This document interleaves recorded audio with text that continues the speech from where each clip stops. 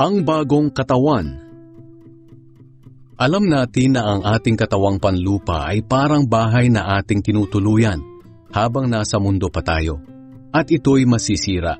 Ngunit alam din natin na may inihandang katawang panlangit ang Diyos para sa atin, na hindi mamamatay kailanman.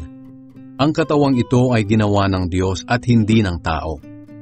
Dumaraing tayo sa ngayon, dahil pinananabikan nating maisuot na ang katawang panlangit.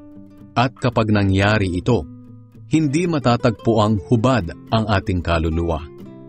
Habang nandito pa tayo sa ating katawan, dumadaing tayo dahil sa mga paghihirap.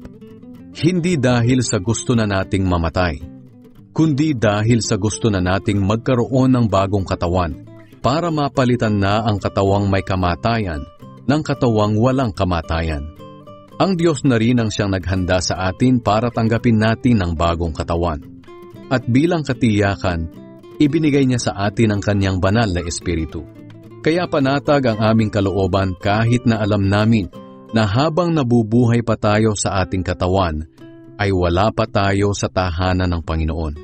Sapagkat namumuhay tayo sa pananampalataya at hindi ayon sa mga bagay na nakikita. Hindi kami pinanghihinaan ng loob, kahit na mas gusto naming iwanan ang aming katawan at makapiling na ang Panginoon.